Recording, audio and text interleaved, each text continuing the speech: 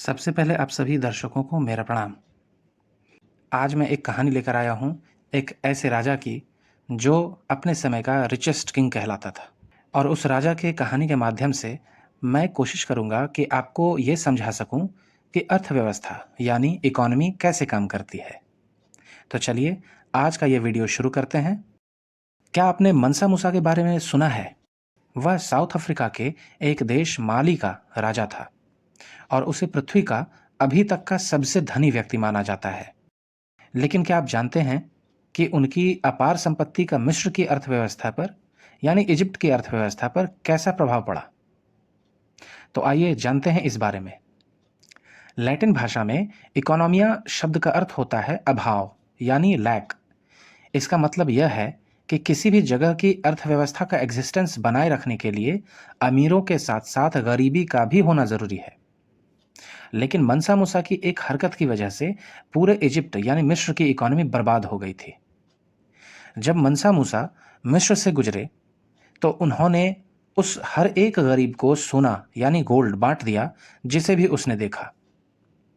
उदारता का यह काम सराहनीय था, लेकिन इजिप्ट की इकोनॉमी के लिए इसके अनएक्सपेक्टेड परिणाम थे। अचानक से सभी के पास सोने की भारी मात्रा आ जाने से मॉनेटरी फ्लो डिस्टर्ब हो गया और इन्फ्लेशन का कारण बना, जिससे इजिप्ट की करेंसी वैल्यू में भी भारी गिरावट आ गई। और जैसा कि हम सभी जानते हैं, किसी भी देश की आर्थिक मजबूती के लिए वहां की करेंसी का वैल्यूएबल होना बहुत जरूरी है। इसीलिए आज भी हर देश अपने करेंसी को मजबूत बनाने या बनाए रखने के लिए हर संभव प्रयास करता है। इकोनॉमी पैसे के मूवमेंट पर निर्भर करती है। रिच पर्सन्स अपना पैसा बिजनेस में इन्वेस्ट करते हैं और एम्प्लॉयमेंट जनरेट करते हैं, और जिससे गुड्स यानी सामान और सर्विसेज का फ्लो बढ़ता है।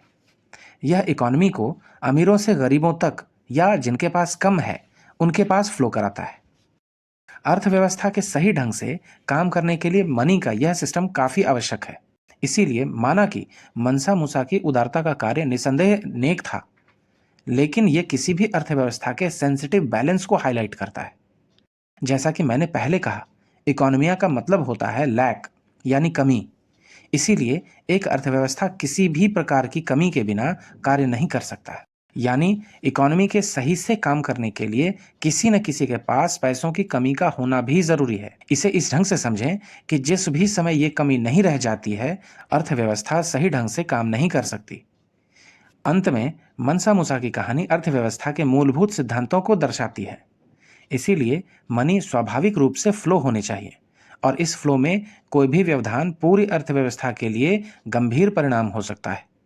मनसा मूसा जैसे उदार व्यक्तियों का होना बहुत अच्छी बात है, लेकिन हमें यह भी पता होना चाहिए कि उनके किसी भी छोटी से छोटी या किसी बड़ी एक्टिविटी का अर्थव्यवस्था पर क्या प्रभाव पड़ सकता है।